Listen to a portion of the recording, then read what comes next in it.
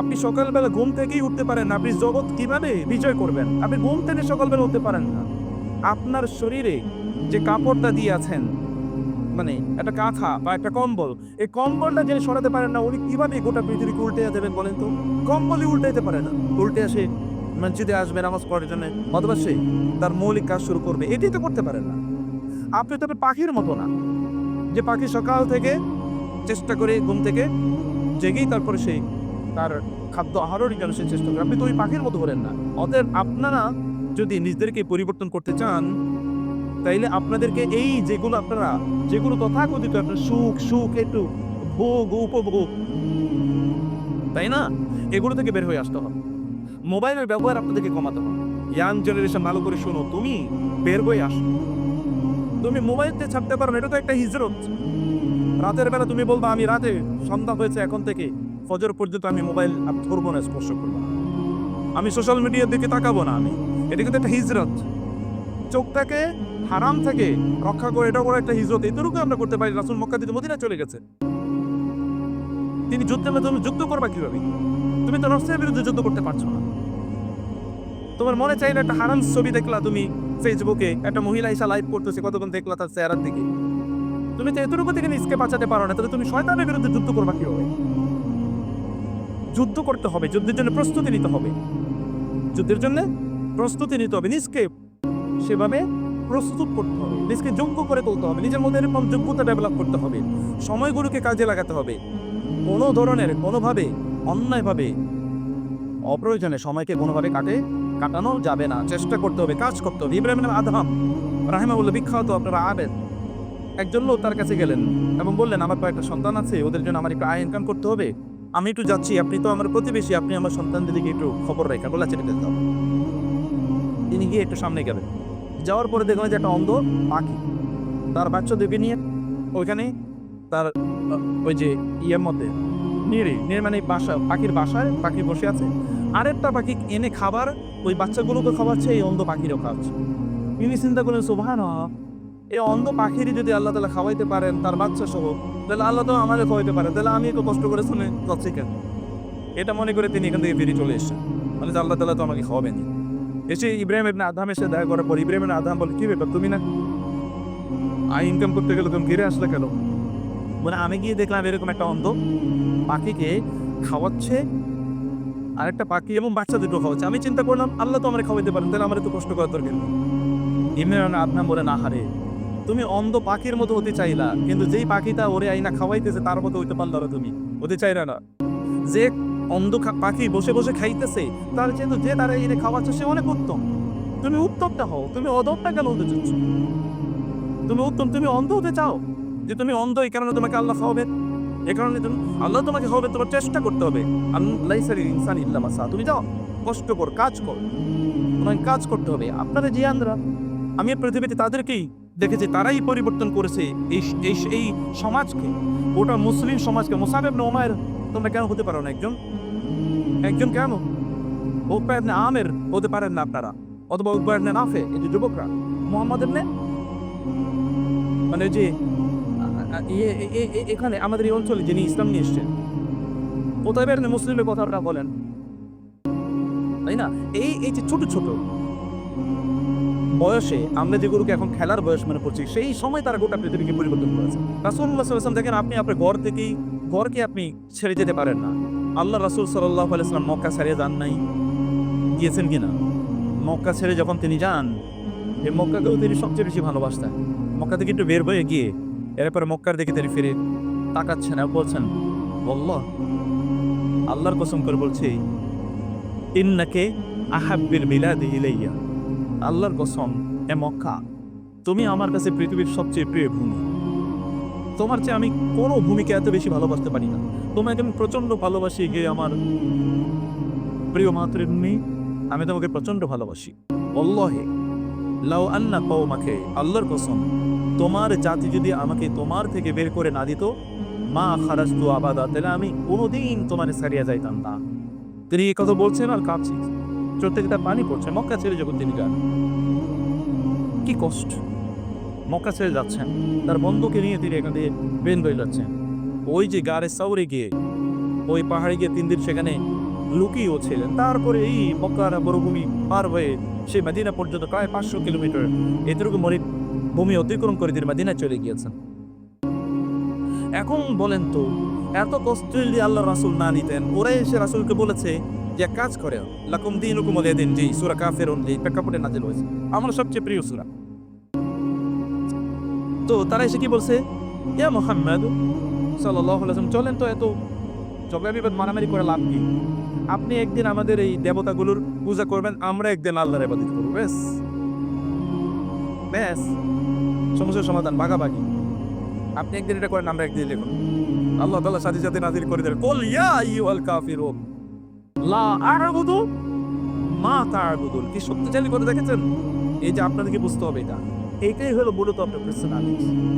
এই কথা বলতে পার, লা আ'বুদু মা তা, হে কাফেররা, তোমরা যার ইবাদত করো আমি তার ইবাদত করি না, আমি যার ইবাদত করি তোমরা তার ইবাদত করো না। লাকুম দীনুকুম ওয়ালিয়া দীন, তোমাদের ধর্ম তোমরা পালন করো, আমার যে দিন এই দিন আমি পালন করবই, জীবন দিয়ে হলে আমি আমার এই দিন পালন করব। এরকম শক্তিশালী কথা বলতে পারা একটা সাধারণ ইস্যু। এটা বলতে পারে যে যুবকরা বলে, তো আপনার ইসলামিক আইডেন্টিটি নিয়ে আপনি চলবে, যে আমি মুসলমান, আমি মুসলমানের মতো করে চলবো। ওই ইহুদি খ্রিস্টান বৌদ্ধরা হিন্দুরা তারা কি করছে আমি সেটার দিকে তাকাতেই চাই না। আমার মুসলিম যুবকরা যুগ যুগ ধরে যা করেছে আমি তা করতে চাই। এটা বলতে পারা এটা সাধারণ বিষয় না। আপনার বন্ধুদের নিয়ে আপনি আড্ডা দিচ্ছেন, এমন সময় মাগরিবের আজান চললো, তখন আড্ডা মাত্র জমে উঠেছে, নামাজ একটু পরেই করি, আচ্ছা বাসায় গিয়ে একবারে পড়বো নি। আপনি গেলেন না, আপনি বলতে পারলেন না কলিয়া ইবা কাছে, আপনার পার্সোনালিটি না, ব্যক্তিত্বই। এরা হচ্ছে ওই যে ইউনিট খ্রিস্টানদের মতো, এর দিয়ে কোনো কাজ হবে না, না দুনিয়ার কাজ হবে না আখেরাতের কাজ। বলতে পারা আছে না, আজান হয়েছে এখন সবকিছু বন্ধ, এটুকু বলতে পারলেই তুমি উপরে উঠবা, মনে রাখবা। এটুকু বলতে পারলেই আপনি উপরে উঠবে, মনে রাখবেন। এই যে বুড়োরা বলছে, ওদের বসে কথা বলছেন, নামাজের সময় হয়ে গেছে, সব বন্ধ, কোনো কথা চলবে না। বলতে পারা যে এখন তোমার দোকানের টেলিভিশন বন্ধ করে দাও, এখন আজান হচ্ছে, এটুকু বলতে পারাই কি আপনি? এটা কারা বলতে পারে দেখেন তো, এটা কারা বলতে পারে? যারা সমাজকে পরিবর্তন করতে পারে। আর আপনি আচ্ছা চলুক যা চলুক, আমার কিছু করার নেই, আমি আর কি করব, এরকম যারা মনে করে তারা কোনোদিন তারা কিছু করতে পারবে না। রাসূল যদি মক্কা থেকে মদিনায় হিজরত করে না যেতেন, তাহলে আমরা আর মুসলমান হইতাম না, কি বলেন? মক্কার বাইরে তো ইসলামই যেত না, আর কম্প্রোমাইজ করলে তো তার উপরেই তো শেষ। ঠিক আছে, সবাই মনে করতে যাচ্ছে ঠিক আছে, কিছুদিন সেকুলারিজম, কিছুদিন কি ন্যাশনালিজম, কিছুদিন ডেমোক্রেসি, এগুলো মিললে জিল্লা মুসলমান, তাই না? এটা মিললে জিল্লা মুসলমান। আমরা কিছুদিন হিন্দু, কিছুদিন বৌদ্ধ, কিছুদিন মুসলমান, কিছুদিন হিন্দু, কিছুদিন খ্রিস্টান, এরকম টাইপের একটা মুসলমান হয়ে গেছে। আবু লাহাব, আবু জাহালরা যদি বুঝতো এইরকম টাইপের মুসলমান হওয়া যায়, তাইলে তারা ইসলাম গ্রহণ করতে কোনো বাধা থাকতো না, কোনো বাধা থাকতো না। হালারাশি নামক এক ব্যক্তি, তিনি ইরাক থেকে এসেছেন, মক্কায় তিনি এসেছেন, আসার পরে তিনি এখানে উট বিক্রি করতেন, অথবা অন্য জায়গাতে তিনি এসেছেন, খুব দামি উট বিক্রি করেন। তিনি এসে মক্কায় যখন উট নিয়ে আসলে খুবই চমৎকার উট, আবু জাহেল উট দেখে বললো যে সুন্দর উট তো, আমি এটা কিনতে চাই, কত? বলে যে এত। বলেছে ঠিক আছে, তুমি আমাকে সবাই চেনে, আমার নাম বললে চলবে, আমি তোমার এটা কিনবো। দামাদামি বলে, দামাদামি করিস না, আমি নিচ্ছি, আবার দামাদামি। এই লোক তো মনে করছে যে আরে এত ভালো মানুষের কাছে, তো বড় লোকের কাছে বিক্রি করলাম, এত নেতা, আপনি তো বুঝেন, খুব টাকা পয়সাওয়ালার মালিক এবং এলাকার সবচেয়ে প্রভাবশালী মানুষ, সে কি আর কম দামে কিনবে নাকি? সে তো বেশি দামই কিনবে, একটু বেশিই দেবে। এই লোক মনে করছে ঠিক আছে, ভালো নিয়ে গেছে, আচ্ছা ঠিক আছে, কালকে দেখা করো, কালকে টাকা দিয়ে দেবো, আপসাবে। আরে পরের দিন হয়ে গেছেন আবু লাহাবের কাছে, আবু জাহেলের কাছে। তো আবু জাহেল কি বল না, আমার যে ওটের টাকাটা দেবেন। বলে তুমি ওট চিনি না তো, তোমার আবার কি ওট, কি বলো এরকম? বলে মানে কি হয়েছে, গতকাল আপনি আমার ওটটা নিলেন না, বললেন না সবচেয়ে সুন্দর ভালো দেখে আপনি বলতে হয়েছে। বলে মানে কি, আমি তোমার চেয়ে না তো, আমি তো তোমার মনে দেখি নাই, যাও এখান থেকে, না এদিকে তো লোক দেখবো, তোমার পিটাবে মাস্তানা সন্ত্রাসীরা যা করে। বুড় আপনি বলে বুড় করছেন, আপনি আমাকে চেতে পারছেন না, এই যে এরকম। বলে তুমি এখান থেকে যাবা নাকি আমি মানুষ দেখবো তোমার পিটানো? এ লোক দেখবো সর্বনাশ, এই তো আমি বড় পাটপারে কাছে আমি পড়ে গেছি, করণীয়। জিজ্ঞেস করলো ভাইয়া এই মক্কার নেতা কারা? বলে যে ওই যে দারুন নাদওয়াতে, তাদের সংসদে এখানে বসে আছে, সেখানে গেল। বলে ভাই আমি যে আবু জাহেল এর কাছে আমি ভোট বিক্রি করেছিলাম, উনি আজকে টাকা দেওয়ার বদলে উনি এখন আমার চেনেই না, দিচ্ছে না। করেন কি বলে যে আবু জাহেল এখানকার সবচেয়ে বড় না, তার বিরুদ্ধে আমাদের কিছু বলার নাই, না দিলেও কিছু বলার নাই। উনি বলেন কি ভাই আমি না আমার টাকা পাবো না, আমার একটু বলেন তো কিছু, আমি করবো কি? তখন ওইখানকার কিছু দুষ্ট ছিল, দুষ্ট বললো ওই যে রাসূল ইসলাম তখন ওই দিক দিয়ে যাচ্ছিলেন, বললো যে ওই যে মোহাম্মদ যাচ্ছে না, উনিই পারবে আবু জাহেলের কাছ থেকে টাকা তো নিই, তো ওনাকে গিয়ে বল। ওদের উদ্দেশ্য হলো রাসূলুল্লাহ সাল্লাল্লাহু আলাইহি ওয়াসাল্লাম যখন আবু জাহেলের কাছে যাবে তখন রাসূল ইসলামকে আবু জাহেল কি করবে, অপমান করবে, লাঞ্ছিত করবে। এটা দেখে তারা একটু হাততালি দেবে, তাদের মজা লাগবে, ভালো লাগবে। মুসলমানদেরকে, দিনদারদেরকে যখন অন্যরা জুলুম অত্যাচার করে তখন আমাদের দেশের একদল লোক হাতে তালি দেয় কিনা, ধরছে, সন্ত্রাসী ধরছে, মৌলবাদী ধরছে, জঙ্গি ধরছে। এগুলো তো বাংলাদেশের মিডিয়া এই কাজগুলি করছে যুগ যুগ ধরে, এই কাজগুলি তারা করেছে। অতএব এইরকম একটা মৌকা ওরা পেয়ে গেল।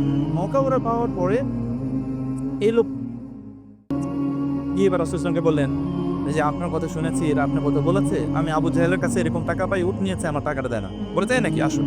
হাত ধরে নিয়ে গেলেন আবু জাহেলের কাছে, গিয়ে তার 10,000 টাকা দিলেন। কে? আমি মুহাম্মদ। আপনি কেন এসেছেন? বলে এই লোক আপনার কাছ থেকে টাকা পাবে, ওট বিক্রি করছিলেন, ওট বিক্রি করছিল আপনার কাছ থেকে, আপনি টাকা দেন নাই, এই কারণে আমি নিয়ে এসে ওর টাকাটা দিয়ে দেন। টাকাটা দিয়ে দেন তো এর ফাইলেহি। আবু জাহেল বলে একটু দাঁড়ান, একটু দাঁড়ান, আমি এখনই দিচ্ছি, আমি এখনই দিচ্ছি। বলে আবু জাহেল কি করলো, ভিতর থেকে আইনা টাকাটা এর দিয়ে দিল এবং এই লোক চলে যাচ্ছে। এই লোক অবাক। আর ওই যে লোকেরা যারা দূর থেকে মনে করছে এবার মোহাম্মদ সাল্লাল্লাহু আলাইহি ওয়াসাল্লাম এখানে গেলে আবু জাহেল তাকে অপমান করবে, তারাও দূর থেকে থেকে অবাক, কিরে আবু জাহেল এরকম আচরণ, আবু জাহেল হঠাৎ করে এরকম আচরণ করলো, ঘটনা কি? রাসূল সাল্লাল্লাহু আলাইহি ওয়াসাল্লাম এখান থেকে চলে গেলেন, ওই লোকে চলে। এবার তারা কি আবু জাহেলকে জিজ্ঞেস করলো, আবু জাহেল ঘটনা কি? বলে আল্লাহ কসম, যখন মোহাম্মদ আমার কাছে এসেছিল তখন আমি দেখেছি তার পেছনে এত ভয়ঙ্কর টাইপের একটা উট, ভয়ঙ্কর টাইপের, এরকম আমি দেখিনি। উট এরকম হা করে আছে, মনে হচ্ছে যেন আমি যদি মোহাম্মদকে ডিসঅবে করি, ডিনাই করি, তাহলে ওটা আমাকে খেয়ে ফেলবে। আমি আতঙ্কে তারপরে তার টাকা দিয়ে দিয়েছি, ওই লোকের বিয়ে করে দিয়েছে। কমফোর্ট জোন থেকে বাইরে হয়েছে কিনা? বলতো ভাই তুমি কি মুসলমান? যেমন এখন আমরা কই, যখন কোন একটা লোকের অন্যরা মারতেছে, আপনি পাশে দিয়ে যাচ্ছেন, যাওয়ার সঙ্গে বলেন এই তোমার আকীদা, এই তোমার মাযহাব কি, এই তোমার ধর্ম কি, তুমি কি মুসলমান নাকি তুমি হিন্দু নাকি তুমি বৌদ্ধ, এরকম তুমি কোন তুমি কোন দল করো, তুমি কি এই রাজনীতি কোন দল করো, তুমি এই দল ওই দল, যাও তুমি যেহেতু আমার দলের লোক না, ওদের তোমার ম্যাম, এরকম আছে কিনা? আপনার দলের লোক না এই কারণে মারছে দেখে আপনি কিছুই মনে করেন না। বাংলাদেশের এরকম মানুষের কোপে মারছে না, এখনো মারছে, আগেও মেরেছে, এখনো মারছে, কিন্তু এগুলো দেখেন অন্য কেউ কোনো কিছু বলছে না, অথবা ওই দল করে না দেখা, অতএব এখানে কোনো আলোচনা নেই। তো আল্লাহ রাসূল বলতে পারতেন যে তুমি তো আমার দলের লোক না, তুমি তো মুসলমান না, আমি তোমার জন্য কেন বলবো? তিনি বলেন নাই। কমফোর্ট জোন থেকে বের না হলে আপনি কোনোদিন বড় কোনো কিছু করতে পারবেন না। এই কারণে বলছি, আপনার সারিরা, আপনার ভেতর সিরা, উপরটা যত সুন্দর করবেন, ভেতরটা তার চেয়ে আরো বেশি সুন্দর করবেন, যেন ভেতরের কারণে উপর দিয়ে আপনার কেবল কি হয়, আলোর মতো এরকম টিকরে বের হয়। এটা যদি আমরা না করতে পারি তাহলে কোনোদিনই, রাসূল সাল্লাল্লাহু আলাইহি ওয়াসাল্লাম মদিনায় গিয়ে তিনি কি করেছেন, ইসলামের রাষ্ট্র প্রতিষ্ঠা করেছেন, এবং এই কারণে সারা পৃথিবীতে ইসলাম ছড়িয়ে পড়েছে। আচ্ছা, বদরের যুদ্ধের কথা একবার চিন্তা করে দেখেন, মাত্র 313 জন লোক, তিনি যদি যুদ্ধে অংশগ্রহণ না করতেন, তাহলে তো ওরা মদিনাকে জ্বালিয়ে পড়িয়ে দিত, মক্কার লোকেরা, কুরাইশরা জ্বালিয়ে পড়িয়ে দিত, ইসলামের অস্তিত্ব খুঁজে পেতেন না। কিন্তু রাসূল ইসলাম সেখানে এলেন, সাহাবায়ে কেরামদেরকে জিজ্ঞেস করলেন তোমরা কি বলো? সাদ ইবনে মুআজ রাদিয়াল্লাহু তাআলা দাঁড়িয়ে বলেন, ইয়া রাসূলুল্লাহ, আপনি যদি আমাদেরকে বলেন ওই যে বারকুল গামাদ অতটুকু জায়গায় গিয়ে যদি আমরা ওইখানে যেতে বলেন, আপনি আমাদেরকে প্রচন্ড দূরে এরকম মরুভূমিতে, সেখানে আমরা যাবো, কোনো সমস্যা নাই। মেকদাদ রাদিয়াল্লাহু তাআলা বললেন, ইয়া রাসূলুল্লাহ, এবং তিনি বললেন যদি আপনি আমাদেরকে বলেন লোহিত সাগরে ঝাঁপ দিতে, লোহিত সাগরে আমরা ঝাঁপ দেবো, একবারও জিজ্ঞেস করবো না কেন আপনি বলছেন, একবারও জিজ্ঞেস করবো। মেকদাদ রাদিয়াল্লাহু তাআলা বললেন, ইয়া রাসূলুল্লাহ, আপনি যুদ্ধে যান, আপনি আমাদেরকে যা বলবেন আমরা তাই করব, আপনার সাথে আমরা যুদ্ধে ঝাঁপিয়ে পড়বো। আমরা মূসা আলাইহিস সালামের বাহিনী মানে ইসরায়েলের মতো আমরা এটা বলবো না যে আপনি যান এবং আল্লাহকে নিয়ে আপনি যুদ্ধ করেন, আমরা করতে পারবো, আমরা করতে পারবো, আপনি গিয়ে যুদ্ধ করেন, আমরা করতে পারবো না, বরং আমরা বলবো আপনি যান, আমরা আপনার সাথে আছি, আমাদের জীবন দিয়ে আমরা আপনার পক্ষে দাঁড়িয়ে থাকবো, আমাদের সম্পদ দিয়ে, আমাদের পরিবার দিয়ে সব কোরবানি হয়ে যান, কিন্তু আমরা আপনাকে ছাড়বো না। বদরের যুদ্ধে এই চ্যালেঞ্জ যদি গ্রহণ না করতেন, বদরের যুদ্ধের সাহাবীদেরকে আল্লাহ তাআলা বলেছেন, বদরের যুদ্ধের সাহাবীদেরকে তোমাদের যা মনে চায় করো, বদরের যুদ্ধে যেহেতু তোমরা অংশগ্রহণ করেছো, তোমাদের সকল গুনাহ মাফ করে দেন। অতীতের না ভবিষ্যতের গুনাহ মাফ। ভবিষ্যতেও তোমরা কোনো গুনাহ করলে এগুলো আমলনামায় নেওয়া হবে না। জিবরিল এসে বলেন, ইয়া রাসূলুল্লাহ, আপনাদের মধ্যে সেরা কারা? আপনি আপনার সাহাবীদের মধ্যে সেরা কারা? বলে, আমার সাহাবীর মধ্যে যারা বদরে অংশগ্রহণ করেছে তারাই সেরা সাহাবী। জিবরিল বললেন, ইয়া রাসূলুল্লাহ, আমাদের ফেরেশতাদের মধ্যেও তারাই সেরা যারা বদরের যুদ্ধে আপনার সাথে যুদ্ধ করেছে। ফেরেশতাদের মধ্যে তারাই সেরা। বদরের যুদ্ধে মানুষের মধ্যে যারা অংশগ্রহণ করেছে তারা সেরা, ফেরেশতাদের মধ্যে সেরা। বদরের যুদ্ধে কি ছিল বলেন তো? একদিকে ৩১৩ জন, কোনো অস্ত্র শস্ত্র নাই, অন্যদিকে ১,০০০ অস্ত্র শস্ত্র সজ্জিত। ভাইরা বোনেরা, ইয়াং জেনারেশন ভালো করে শোনো, তুমি বের হয়ে আসো। তুমি মোবাইল দিয়ে ছাপতে পারো না, এটা তো একটা হিজরত। রাতের বেলা তুমি বলবো, আমি রাতে সন্ধ্যা হয়েছে এখন থেকে ফজর পর্যন্ত আমি মোবাইল আর ধরবো না, স্পর্শ করবো না, আমি সোশ্যাল মিডিয়ার দিকে তাকাবো না। এটা কিন্তু একটা হিজরত।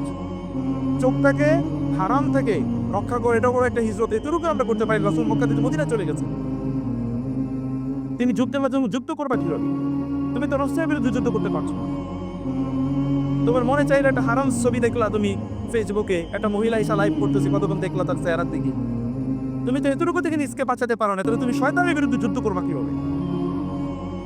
যুদ্ধ করতে হবে, যুদ্ধের জন্য প্রস্তুতি নিতে হবে, যুদ্ধের জন্য প্রস্তুতি নিতে হবে, নিজকে সেভাবে প্রস্তুত করতে হবে, নিজকে যোগ্য করে তুলতে হবে, নিজের মধ্যে এরকম যোগ্যতা ডেভেলপ করতে হবে, সময়গুলোকে কাজে লাগাতে হবে। কোনো ধরনের অন্যভাবে, অন্যায়ভাবে, অপ্রয়োজনে সময়কে কোনোভাবে কাটানো যাবে না। চেষ্টা করতে হবে, কাজ করতে হবে। ইব্রাহিম আদহাম রাহিমাহুল্লাহ, বিখ্যাত আপনারা আবেদ, একজন লোক তার কাছে গেলেন এবং বললেন, আমার কয়েকটা সন্তান আছে, ওদের জন্য আমার একটু আয় ইনকাম করতে হবে, আমি একটু যাচ্ছি, আপনি তো আমার প্রতিবেশী, আপনি আমার সন্তানদের দিকে একটু খবর রেখে বলে চলে যাও। তিনি গিয়ে একটু সামনে গেলেন, যাওয়ার পরে দেখবেন যে একটা অন্ধ পাখি তার বাচ্চাদেরকে নিয়ে ওইখানেই তার ওই যে ইয়ের মধ্যে মানে পাখির বাসায় পাখি বসে আছে, আরেকটা পাখি এনে খাবার ওই বাচ্চাগুলোকে খাওয়াচ্ছে, এই অন্ধ পাখিরা খাওয়াচ্ছে। তিনি চিন্তা করেন, সুবহানাল্লাহ, এই অন্ধ পাখিরই যদি আল্লাহ তাআলা খাওয়াইতে পারেন তার বাচ্চা সহ, তাহলে আল্লাহ তো আমাকে খাওয়াইতে পারে, তাহলে আমি তো কষ্ট করে যাচ্ছি কেন? এটা মনে করে তিনি এখান থেকে ফিরে চলে এসেছেন। আল্লাহ তাআলা তো আমাকে খাওয়াবেন। এসে ইব্রাহিম ইবনে আদহামের সাথে দেখা করার পর ইব্রাহিম ইবনে আদহাম বলে, কি ব্যাপার, তুমি না ইনকাম করতে গেলে তুমি ফিরে আসলে কেন? বলে, আমি গিয়ে দেখলাম এরকম একটা অন্ধ পাখিকে খাওয়াচ্ছে, আরেকটা পাখি এবং বাচ্চাদেরকেও খাওয়াচ্ছে। আমি চিন্তা করলাম, আল্লাহ তো আমার খাওয়াইতে পারেন, তাহলে আমার তো কষ্ট করার দরকার নেই। ইব্রাহিম আদহাম বলে, না হারে, তুমি অন্ধ পাখির মতো হতে চাইলা, কিন্তু যেই পাখিটা ওরে আইনা খাওয়াইতেছে তার মতো হইতে পারলো না, তুমি হতে চাইলা না। যে অন্ধ পাখি বসে বসে খাইতেছে, তার চেয়ে তো যে তারা এনে খাওয়াচ্ছে সে অনেক উত্তম। তুমি উত্তমটা হও, তুমি অধমটা কেন হতে চাচ্ছ? তুমি উত্তম, তুমি অন্ধ হতে চাও, যে তুমি অন্ধ এই কারণে তোমাকে আল্লাহ খাওয়াবেন, এই কারণে তুমি আল্লাহ তোমাকে খাওয়াবেন, তোমার চেষ্টা করতে হবে। তুমি যাও, কষ্ট কর, কাজ কর, তোমায় কাজ করতে হবে। আপনারা জিয়ানরা, আমি পৃথিবীতে তাদেরকেই দেখেছি, তারাই পরিবর্তন করেছে এই সমাজকে, গোটা মুসলিম সমাজকে। মুসাব ইবনে উমাইর তোমরা কেন হতে পারো না? একজন কেন? উকবা ইবনে আমের হতে পারেন না আপনারা, অথবা উকবা ইবনে নাফে, এই যে যুবকরা, মুহাম্মাদের নে মানে যে এখানে আমাদের এই অঞ্চলে যিনি ইসলাম নিয়ে এসছেন, কোথায় এমনি মুসলিমের কথা না বলেন, তাই না? এই যে ছোট ছোট বয়সে আমরা যেগুলোকে এখন খেলার বয়স মনে করছি, সেই সময় তারা গোটা পৃথিবীকে পরিবর্তন করেছে। মুসাব ইবনে উমাইর গোটা মদিনার লোকজনরা ইসলাম গ্রহণ করেছে, তার বয়স তখন 18, 19, 20 এর বাইরে না। ইবনে আব্বাস রাদিয়াল্লাহু তাআলা আনহুর কাছে যখন লোকেরা এসে ফাতোয়া নেয়, হাজার হাজার সাহাবী তখনও জীবিত, তখন তার বয়স 17, 18। ইমাম শাফির কাছে যখন হাজার হাজার ছাত্র বসে থাকে, তখন তার বয়স 15, হাজার হাজার ছাত্র। এবং ইমাম নববী রাহিমাহুল্লাহ যখন মারা যান, তখন তার বয়স 45। এই পৃথিবীতে হাদিস পড়তে গিয়ে ইমাম নববীর হাদিস পড়বে না এরকম কারো সম্ভব না। হাদিস পড়তে হলে ইমাম নববীর পড়তে হবে, রিয়াদুস সালিহিন অথবা বিখ্যাত 40 এরকম আরো অনেক, অথবা মুসলিম শরীফের ব্যাখ্যা, সহিহ মুসলিমের ব্যাখ্যা, শরহ মুসলিম। এটা কেউ মানে হাদিস শাস্ত্র পড়তে ইমাম নববীকে বাদ দিয়ে পড়বে। আপনাদের বয়স কার 45 নাই বলেন? অনেকেরই তো 45-এর উপরে। তারা আপনারা করেছেন কি? আমরা করেছি কেন? আর তারা কি করেছে? তাহলে আমাদেরকে মৌলিকভাবে আমাদেরকে কমফোর্ট জোন থেকে আমাদের বের হয়ে আসা হয়। আপনি সাঁতার শিখতে যাবেন, আপনার বাচ্চাকে আপনি সাঁতার শেখাবেন, তো ওকে একটু চ্যালেঞ্জ গ্রহণ করা লাগবে না? একটু পানি তো মুখের মধ্যে যাবেই, কষ্ট তার হবে, আদারওয়াইজ সে সাঁতার শিখতে পারবে না। সাঁতার একেবারে এমনি শিখে যাবে, কিছু পানি গিলবে। আপনারও পানি গিলছেন, আমিও গিলছি, আপনারও গিলছেন। পানি গিলতে হবে সাঁতার শিখতে গেলে, তাই না? এটা আমাদেরকে করাই লাগে। আমি লাস্ট যে কথাটি বলতে চাই তাহলে যে আমাদেরকে নিশ্চয়ই রাসূলুল্লাহ সাল্লাল্লাহু আলাইহি ওয়াসাল্লাম এবং সাহাবায়ে কেরাম রাদিয়াল্লাহু তাআলা আনহুম আজমাইন তাদের থেকে আমাদের শিক্ষা গ্রহণ করা দরকার। সালমান আল ফারিসি রাদিয়াল্লাহু আনহু কথা চিন্তা করে দেখেন, কোথায় ইরাকে তিনি ছিলেন। তার বাবা কিন্তু বিশাল বড় ব্যবসায়ী, তাদের ফ্যাক্টরি দেখতে বলেছেন, দাও তুমি একটা ফ্যাক্টরি দেখতে যাও। প্রতিমধ্যে তিনি একজন রাবাইকে বা একজন মানে পাদ্রীকে দেখলেন সেই দিন প্রচার করছে। ওইটা শুনে তিনি মনে করলেন আমরা যেই মূর্তি পূজা করি এসে তো কোরআনে যা বলেছেন তাহলে হবে। এরপরে তিনি ওইখান থেকে বাপের এই বিশাল সম্পত্তি রেখে তিনি চলে গেছেন কোথায়? সিরিয়াতে। সিরিয়া থেকে তিনি আবার আসলেন মানে পারস্যে থেকে তিনি আরেক জায়গায় এরকম 4 জায়গা অতিক্রম করার পরে তারপরে তিনি মদিনায় এসেছেন রাসূলের খোঁজে, যে সর্বশেষ নবী আসবে তিনি কোথায়। মদিনায় এসে তিনি ক্রীতদাস আকারে বিক্রি হয়ে গেছেন, অথচ বাবা এত সম্পদের মালিক ছিল। মদিনায় এসে তিনি ক্রীতদাস আকারে বিক্রি হয়ে গেছেন। কেবল রাসূল এই মদিনায় আসবেন এটা শোনার কারণে তিনি এই জায়গায় তিনি চলে এসেছেন এবং এখানে তিনি ক্রীতদাসের মতো করে ইহুদির ক্রীতদাস ইত্যাদি তিনি ছিলেন। এরপরে যখন শুনলেন রাসূল এসছে তখন তিনি রাসূলুল্লাহ সাল্লাল্লাহু আলাইহি ওয়াসাল্লাম কাছে দৌড়ে গিয়ে তিনি বায়াত নিয়েছেন। বলা হয় যে প্রায় 200 বছর তিনি বেঁচে ছিলেন, তিনি ইসলাম গ্রহণ করেছেন। কত লম্বা সফর, কোথায় ইরাক থেকে ক্রীতদাস আকারে বিক্রি, কোথায় ইরাক থেকে সিরিয়া থেকে আবার কি পারস্য থেকে তারপরে তিনি এখানে এসেছেন। বাকি ইবনে মুখাল্লাদ তিনি তিনি বসবাস করতেন হচ্ছে স্পেনে, আন্দালুসিয়া থেকে তিনি ইরাকে হেঁটে এসেছেন। এর মধ্যে 1000 কিলোমিটার রাস্তা কেবল হাইটে আসছে, কয়েক মাস জুড়ে হেঁটে এসছেন আহমদ ইবনে হাম্বলের কাছে ইসলাম মানে হাদিস শেখাতে। এবং এই কারণে আন্দালুসিয়া তো স্পেন ওই অঞ্চলে ইমাম আহমদ ইবনে হাম্বল রাহিমাহুল্লাহ তার মানহাজ ওইখানে সবচেয়ে পপুলার। এটা কিন্তু বাকি ইবনে মুখাল্লাদের কারণ একজন মানুষকে বিশাল বড় পরিবর্তন করতে পারে। প্রিয় ভাইয়েরা, এই পরিবর্তনের জন্য নিশ্চয়ই আপনাদেরকে বড় উদ্যোগ নিতে হবে। কাজ করেন, চেষ্টা করেন, চ্যালেঞ্জ গ্রহণ করেন, উদ্যোগ গ্রহণ করেন, সময়টাকে কাজে লাগান, ব্যাপক পরিমাণে কাজ করেন, ব্যাপক পরিমাণ যোগ্যতা অর্জন করেন, জ্ঞান অর্জন করেন, পড়াশোনা করেন। তাহলে যদি দাঁড়িয়ে যান, আল্লাহ রাসূলকে আল্লাহ তাআলা বলেছেন কুমিল লাইলা ইল্লা কালিলা, আপনি রাতে দাঁড়িয়ে যান, অধিকাংশ সময় দাঁড়িয়ে নামাজ আদায় করুন, অথবা রাতকে অর্ধেক নামাজে দাঁড়িয়ে নামাজ পড়েন, অথবা অর্ধেকের চেয়ে একটু কম পড়েন। এরপরে সূরাতুল মুদ্দাসসির, ইয়া আইয়ুহাল মুদ্দাসসির, এই জামা কাপড় কম্বল দিয়ে নিজকে আবৃত করে রেখেছেন, জামা কাপড় পরে শুয়ে আছেন, উঠুন, ফাংজির, মানুষকে সতর্ক করুন, ওয়া রাব্বাকা ফাকাব্বির, আল্লাহর শ্রেষ্ঠত্ব প্রতিষ্ঠা করুন, ওয়া সিয়ামাকা ফাতাহির, আপনার জামা কাপড় পবিত্র করুন, ওয়ার রুজ্জা ফাহাজুর, এই মূর্তি পূজার বিরুদ্ধে দাঁড়িয়ে যান, ওয়ালা তামনুন তাস্তাকসির, মনে করবেন না যে আমি অনেক করছি, আমি তো নামাজ পড়ি নাই, আমি কোরআন পড়ি নাই। অনেকে দেখবেন আপনার বাচ্চাদেরকে আপনি যখন বলেন আমি না কিছুক্ষণ আগে কোরআন পড়েছি, আল্লাহ বলছেন তুমি মনে করে না যে তুমি একটু করছো, অনেক কিছু করে বলা তামনুন তাস্তাকসির, এরকম তুমি মনে করো না।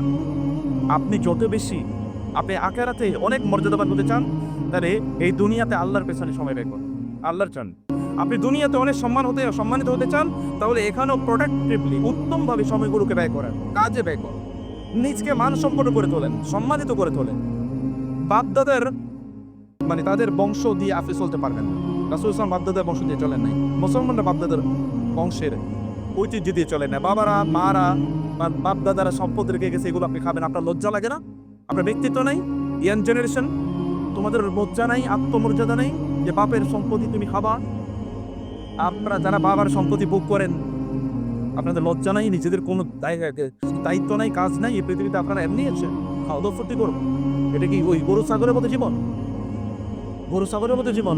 যেই বাঘগুলো দেখবেন ইয়েতে থাকে, জঙ্গলে থাকে, ওগুলো কত তরতাজা থাকে। যে বাঘগুলো জঙ্গলে থাকে কি তরতাজা, এবং ও যখন খায় ও কিন্তু সতেজ জিনিস খায়। ও যখন হরিণের পেছনে দৌড়ায়, তখন হরিণ যদি বাঘের চেয়ে বেশি দ্রুত দৌড়াতে না পারে, তাহলে হরিণ কিন্তু মারা যাবে। আর যেই বাঘগুলোকে অথবা যেই সিংহগুলোকে খাঁচায় এনে চিড়িয়াখানায় বড় হয়, ওগুলো দেখবেন কয়েকদিন পরে মারা যায়, ওগুলো কিন্তু বেঁচে থাকে না। ও কিন্তু তৈরি খাবার পাচ্ছে। এই যে ইয়াংরা ভালো করে খেয়াল করবেন, তৈরি খাবার খাইতেছেন, বাপ দাদাদের দেয়া, মা রান্না করে বাপে ইনকাম করে, আর তৈরি খাবার খাচ্ছেন, আপনার এদের কিচ্ছু হবে না। এটা ওই বাঘের মতো কয়েকদিন পরে মরে যাবেন, চিড়িয়াখানার বাঘের মতো। ও নির্দিষ্ট পরিমাণ খাবারই পায়। আর আপনি যদি ওই রকম হতে পারেন, জঙ্গলে বাঘের মতো এরকম শক্তিশালী, তাইলে দেখবেন আল্লাহ সুবহানাহু ওয়া তাআলা আপনাকে দিয়ে পরিবর্তন করা ইনশাআল্লাহ। আল্লাহ তাআলা আমরা যেন এরকম পরিবর্তনে জন্য নিজেদেরকে যোগ্য করতে পারে সেই তৌফিক দান করুন। আল্লাহুম্মা আমিন। আকুলু কাওলি হাযা ওয়া আস্তাগফিরুল্লাহ লি ওয়া লাকুম ওয়া লিসাইরিল মুসলিমিন।